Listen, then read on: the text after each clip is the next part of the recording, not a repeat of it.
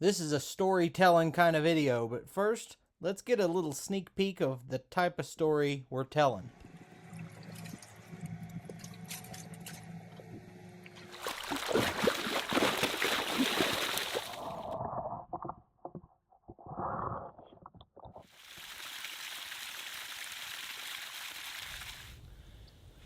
We have bubbles.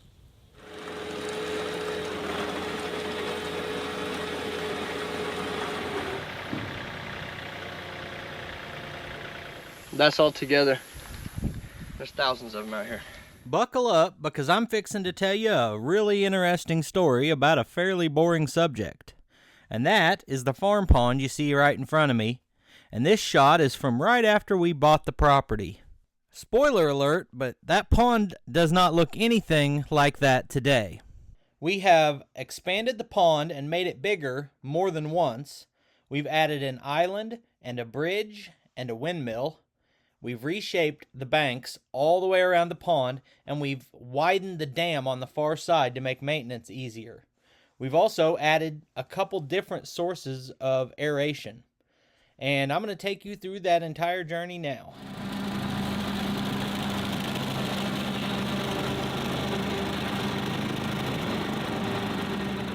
I threw in this little clip of me mowing the bank before we did any work, just so you could kind of see the way it was shaped and the fact that the pond is packed full of lily pads, which if you have a few, it kind of looks nice. But if you get them overcrowded like that, it kind of chokes out everything else. And I kind of went around and around trying to get rid of those initially. I don't know how well you can see it, but this pond bank is like this. Just completely wavy. Makes it harder to maintain and harder to fish, more likely to step off in it. It just doesn't look as good. And I think the reason it's that way, they used to have cows out here and they would step off in and cave in parts of that. I doubt that the original shape this pond was cut in was like that. Probably the last thing I need to show you on the before of what the pond looked like when we started is this far bank that ended up being a week's worth of work with a couple of extra machines out here. And the problem with this, or there's a couple problems, but mainly it's this dam had eroded over time and it sets on a fence line. And I couldn't really get across it with any machine I have, so the only way to clean it up was with a weed eater. And the dam is about 3 foot wide. And eventually it started leaking, so we had no choice but to fix it.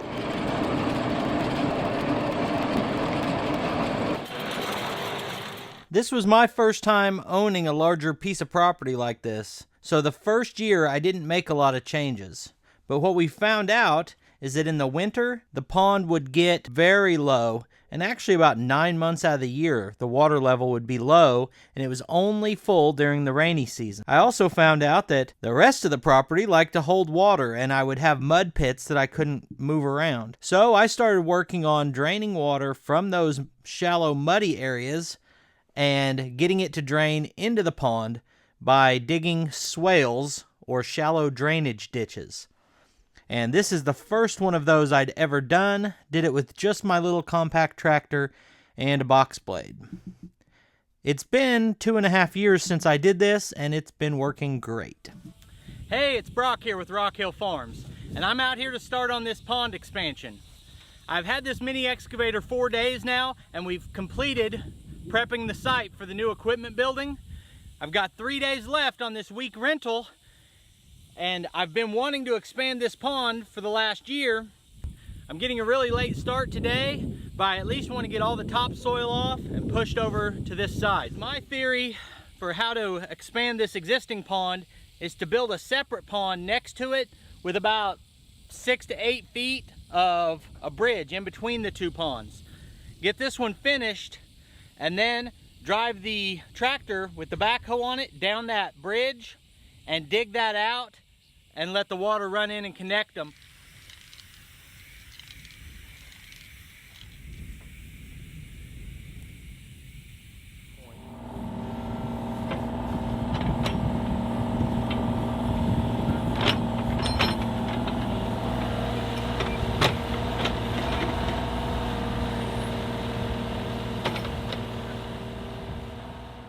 The first scoop felt really awkward, and then I realized that it was set up on the opposite control system of the way my backhoe runs.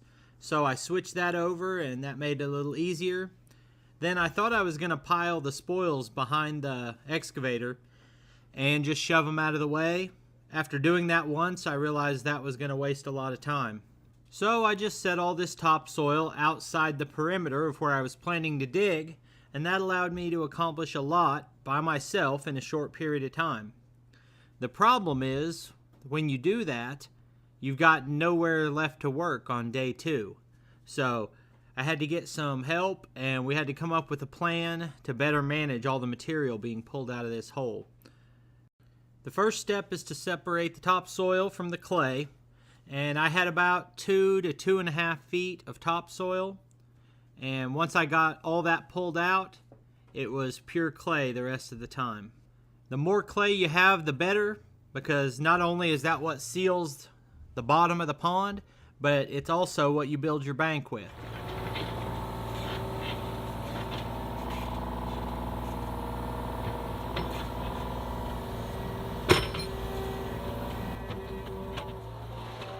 With the limited reach of this small excavator and the size of this hole we're digging, basically I was left with 2 choices. First, I could move each scoop of dirt multiple times to get it up out of the hole, or I could find a way to load directly into the dump trailer. And we chose the second option. So what I'm doing right now is digging a ramp that I was able to back the dump trailer down in, and I think that actually worked out pretty well. So day 1 was planning and removing the topsoil, and day 2 we started making the pond deeper. But as I mentioned earlier, there was nowhere to set the spoils out, so I got one friend to run my tractor and another friend to bring his tractor over, and they were able to clear the spoils as fast as I could dig them.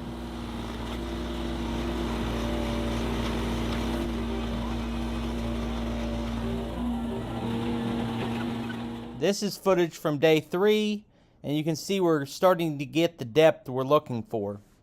I would have loved to make it even deeper than this, but we're limited by how steep we wanted the banks to be and the footprint. It took us a total of 4 days with this little mini excavator and my compact tractor to get the pond fully shaped. Over the course of 4 days of digging, I changed my mind a couple times, but finally settled on the idea of leaving part of that center strip as an island between these 2 pond sections. And I'm really glad I made the decision to do that. Here you see us digging out part of that bridge and opening it up so water could fill the new pond section. Some people who've worked on ponds before would be concerned that they didn't see like a sheep's foot roller or anything like that tracking in the new pond area, but we have such perfect clay and didn't see a single rock while digging. My friend who was helping assured me that we would not need to pack it in that way, and he ended up being right.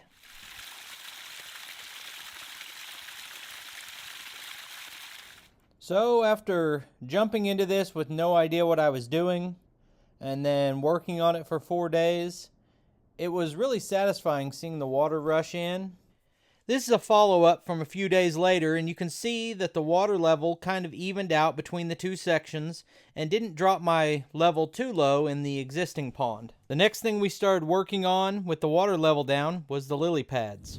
So I anticipated this being a ton of work, trying to pull those out with a rake, but what's happening is the tubes coming up break off really easy, so you can't grab them and even just jerk them out. You have to dig the root ball out, and there's thousands of them.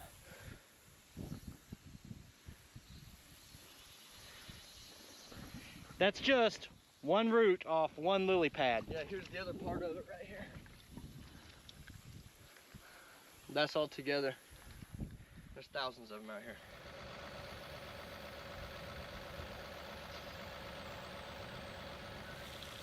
Getting rid of the lily pads was a heck of an undertaking.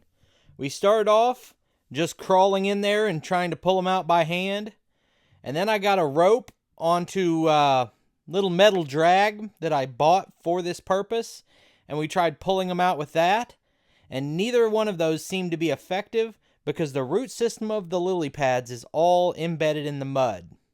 Next step was to try to dig them out as far into the pond as we could with my little tractor backhoe, and also to reshape the pond bank at the same time.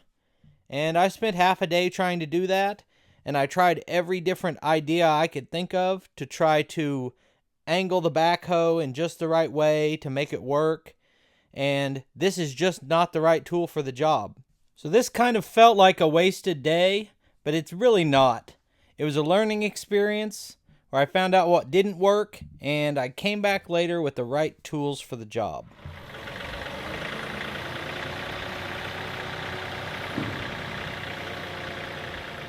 So the lily pads got put on hold for a little while, but I started making progress on my island project because I'd made the decision to have an island, but right now I just have a peninsula. And if I have an island, I need a way to get out to the middle. And we ended up finding a great deal on this custom bridge that just needed a little work. As soon as I got the bridge home, I found some playground paint that is meant to be used on rusty surfaces and got it coated right away so it doesn't deteriorate anymore. Hopefully within the next week, I'll have the slats on. I'll have to drill holes in the frame for carriage bolts, all that sort of thing. It looks like it's going to be about the right length for the size island I already wanted to cut. Let me turn the camera and show you that. All right, so right here is about where the new pond and the old pond join. If I set one end of the bridge here, it'll run 20 foot that way and leave us about a 12-foot square. I think that's going to be perfect.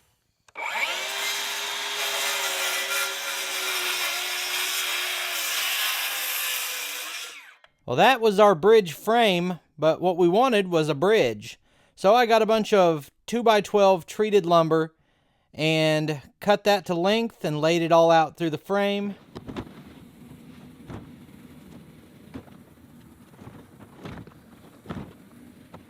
So after multiple failed attempts at physical removal of the lily pads, we decided to use a chemical method. And I don't remember the name of the product I'm using, but I went to the local farmers co-op and asked for something that would get rid of lily pads, and what they gave me worked. Hey, it's Brock here from Rock Hill Farms, and I'm out here today to install a pond aeration system. But before I get started on the install, I just wanted to say a few words about the importance of pond aeration. Growing up in the country, I was always around ponds, mainly these small farm ponds. I had them on my grandpa's property and my uncle's property, and we would go out and fish these little ponds. And some of them looked decently nice, and then some of them were a big mess and just completely covered in algae and just muddy and mucky, and I never gave any thought to that. That's just what a pond was like. You can see right here is the island that we're leaving, and there's a bridge that we're going to add to it, and eventually I'm going to put a windmill aeration system out on the island, but today we're installing an electric aeration system. The reason an aeration system is important is that these ponds are a small ecosystem, and they rely on beneficial bacteria to break down fish waste or dead and debris plants or anything that might get blown or pushed into the pond. And if that bacteria isn't thriving, then neither is your pond.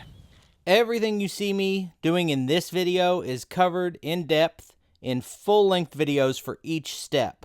So if you ever want to see the details of something like what I'm doing right now, those videos are available.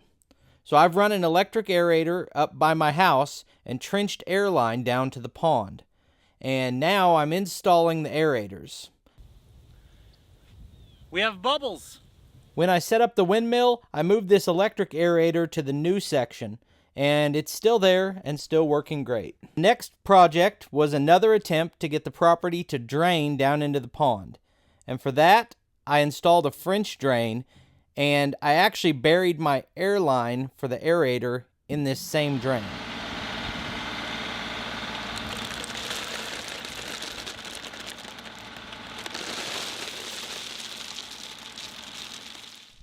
I put the 4-inch perforated pipe in and a layer of rock on top, and then wrapped the fabric across that layer of rock, and then put about 4 inches of dirt on top. And this has been probably 18 months ago, and this still runs well every time it rains. At this point, a lot of the spoils from our pond expansion were just setting off to the side of the pond, and this side that you see me working on right now was quite a bit lower than anywhere else on the pond, so this is where water always overflowed. So I used the spoils from digging to build the dam on this side up higher. I would say we raised it between 18 inches and 2 feet. And I used a transit level to verify that this side was now slightly higher than most of the rest of the perimeter of the pond. So this is the biggest rainfall we've had in a couple years. And right here, the island is within an inch or two. Water's starting to come up the island. And where I'm standing is maybe 2 inches higher than the water level. Same thing with that far bank. In this shot, you can see where rain has been washing over the pond dam, which we had actually raised almost 2 feet when we did the expansion. I was already planning to put in an overflow pipe so that I could direct where the water goes when it does overflow. When the water got this high, and with the extra volume from the expansion, I think that's when our pond dam on the opposite side started to leak. The more water equals more pressure. My neighbors told me that expanding our pond has caused him some water problems on his property. So first thing I need to do before I can look at that is get the entire area cleaned up so we can see what's going on. Cleaning this up on this side made me realize that this was actually lower than our new dam height. And water was going over the dam and through it, which made me put in place a 3-step process to keep water from showing up on my neighbor's property. Hey, it's Brock here with Rock Hill Farms, and today I'm going to install an overflow pipe on the pond. Now, if you look at this peninsula right here, that is perfectly level. Ground level is the same on that peninsula and on this bank and on the far bank and on 95% of the pond.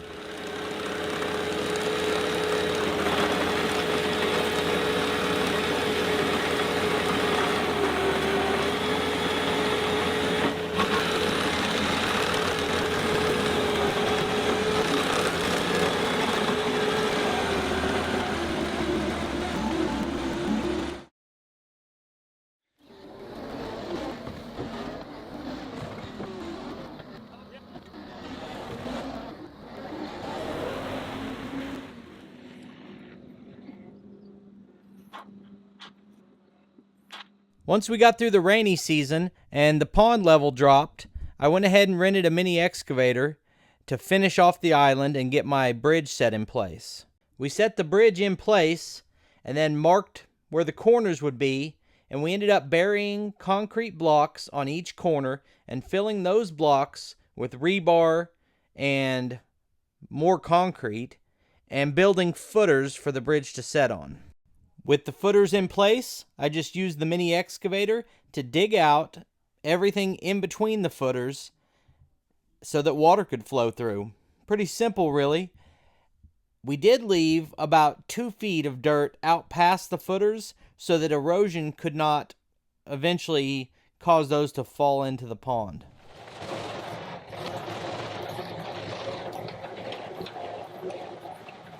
Then we went ahead and set the bridge in place, put concrete on the ends, and put our plank boards back on.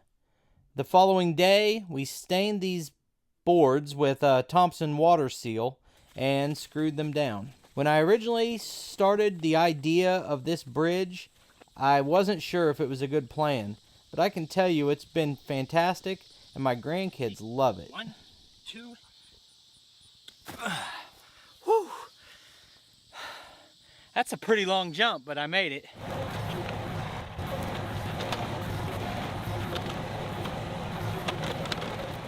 I rented the mini excavator for a week again, and I spent the first day setting the bridge in place. Day 2 was reshaping this pond bank from what I called earlier a calcular bank to more of a gradual slope. And I wish I had went further because I end up revisiting this and reshaping it again later.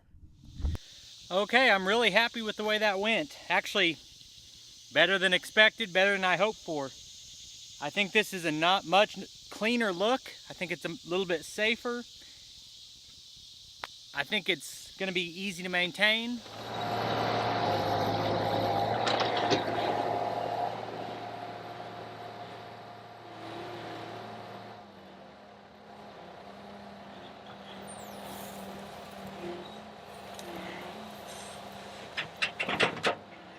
I had people who know a lot more than me tell me that I could never widen this dam and fix the leak without draining the pond down.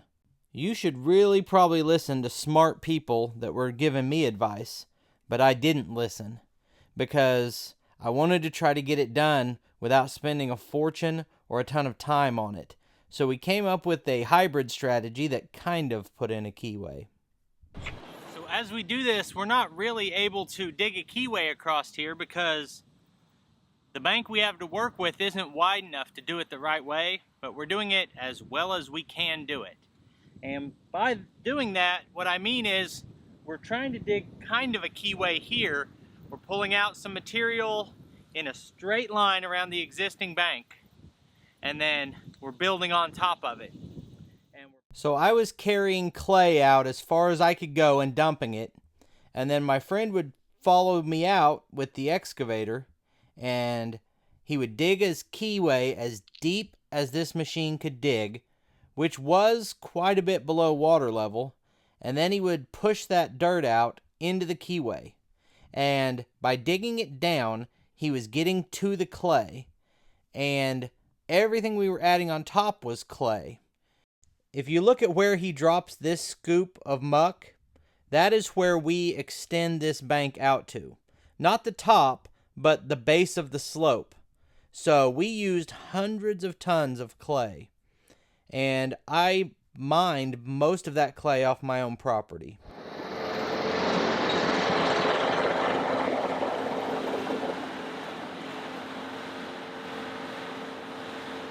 For someone who is really experienced at running equipment, this may not seem like a big deal, but to me, it was a very scary process, driving all the way down this freshly widened bank hundreds of times.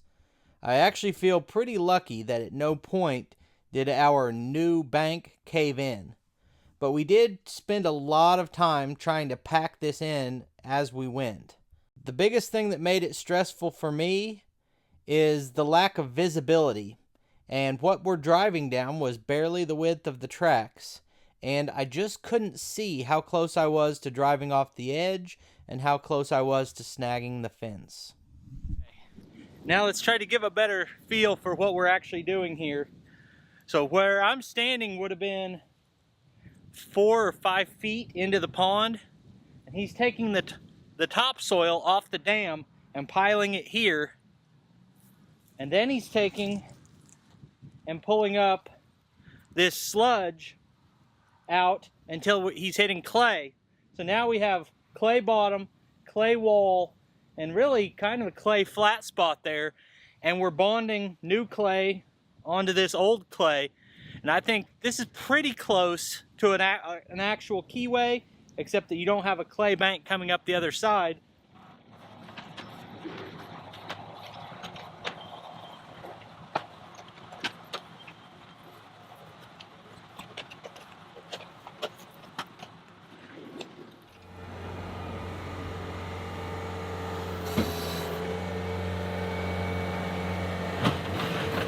When I say that we harvested the clay off of my property, I did that by digging what I call borrow pits. Basically, you find a spot that has really good clay, you dig a big hole and scoop out all the clay, then you fill that hole back in with some kind of fill dirt from somewhere else on the property or wherever you can get it. You're basically swapping less desirable soil for more desirable soil. And this clay is what we used to build the dam. And then, after we were done with the project we just showed you, I used a lot more of this clay to make the dam taller. You can see me driving right now across the raised portion, and I'm about to drop into where we left it at the end of the last project. And I raised this another 8 to 10 inches probably. So would I recommend anyone else to do exactly what we've done here? No, I would not. There's a better way that an expert could probably teach you. You might be better off hiring somebody, but I'm not trying to spend $10,000 to fix this pond the way I want it. I trust myself to make decisions and live with the consequences. If this had leaked and I had to bring someone in to redo it, then that's just a risk I'm willing to take, I guess. Hey, it's Brock here with Rock Hill Farms, and the new windmill aeration system is set up on our pond, and I'm really excited about that. It's been a long process to get to this point, and I think it looks fantastic. I do have a full video just about building this windmill and installing it. It took 1 day to put in a concrete pad for the windmill to set on, and then a second day with several helpers to build and stand up the windmill. But it's been up for over a year and does a fantastic job and really adds to the curb appeal of the property. As you can see here, I waded out into the pond to place the aerators that are powered by the windmill. You can also see that the lily pads are still hanging around, and this is actually the worst they ever got, as they almost reached the center. The product I talked about earlier did work, but the first time I used it, it only slowed them down and they came back. I had to use it a second time to actually get rid of them. Seems like they're gone for good now. I don't know if this part was necessary, but I bought a pallet of bentonite clay and spread it across our new pond dam. It's supposed to kind of sink into the cracks that you may have in your dam and seal them up by expanding. Anyway, this is one treatment I did of that, and I ended up using the bentonite clay, I think 2 or 3 times. At this point, I'm just showing what the dam looks like and where there's a little bit of erosion because we don't have any plant life growing on it yet. I was also treating the pond with some muck away that helps dissolve the solids in it, and pond dye, which blocks sunlight from getting down to the lily pads. You can see a little bit of erosion problems, and I came back in that day with some more dirt and filled that in.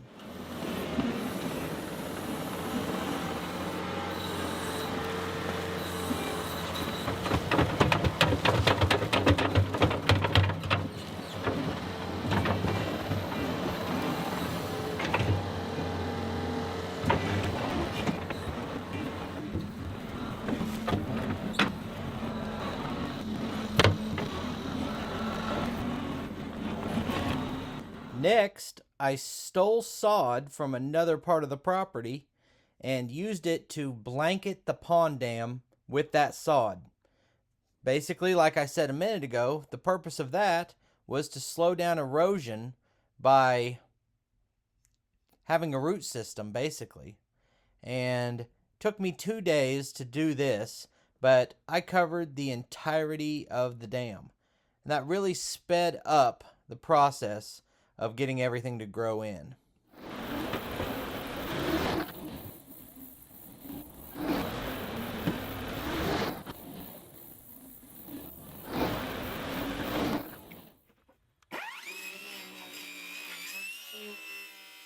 Here I'm setting sonotubes for concrete piers that are going to hold up a second bridge to go from the island to the other side of the pond. I was able to set those piers because we went through an extreme drought that really took the pond down low.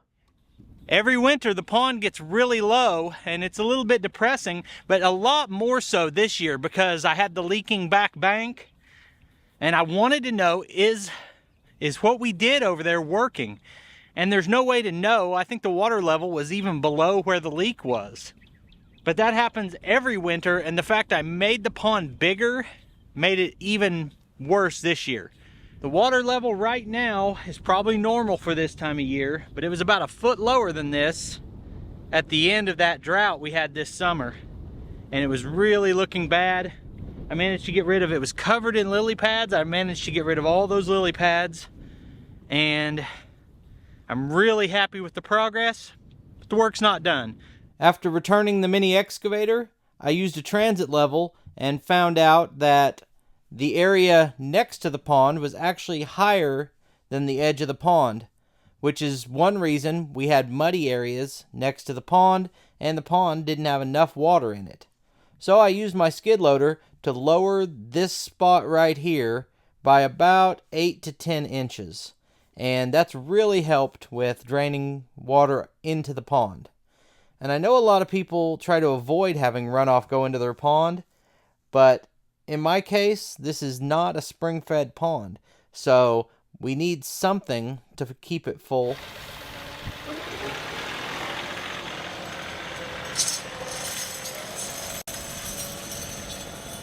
Now that I finally have the bank shaped the way I want it to be, I ran a drag harrow across it and then spread grass seed everywhere. Then I put down a roll of straw with matting in it to keep that seed from washing in. And today we're going to try a different way to do the mowing, weed eating, and cleanup around the pond.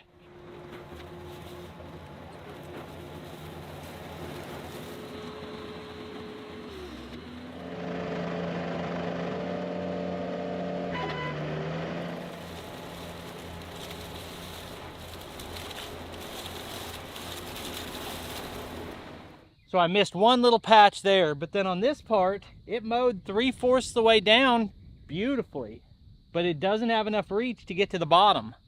So that saved me a lot of work doing that, but I still am gonna have to use the regular weed eater.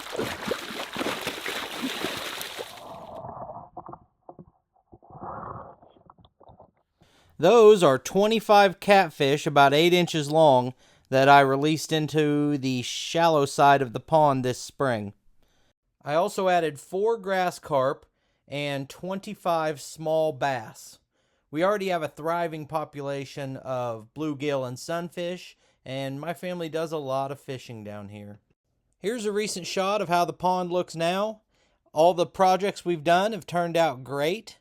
You can see the piers on the other side still don't have a bridge across them, but I've just recently sourced the metal, and we're going to be starting that soon. I'm also in the process of building a pergola for us to sit under while we're fishing. And speaking of fishing, here's the real story with that catfish. My grandson is 6 years old, and he has been obsessed with that catfish ever since he saw it flipping around. He wants to catch that thing so bad, and he wanted to be here, and he wasn't. And so I was thinking about cooking him, you know, cleaning him and cooking him, and I thought, man, I want my grandson to see this fish alive. So we put him back, and we'll catch him again another day. So anyway, let me show you the fish. All right, this is the catfish I've been after for the last couple weeks, and haven't had any luck. Finally this morning, well, in a little bit of a rain on some stinky bluegill, the fillets that I cut up, pulled him in. We weighed him already. He was about 12.5 or 13 pounds, channel cat, and we're gonna let him go.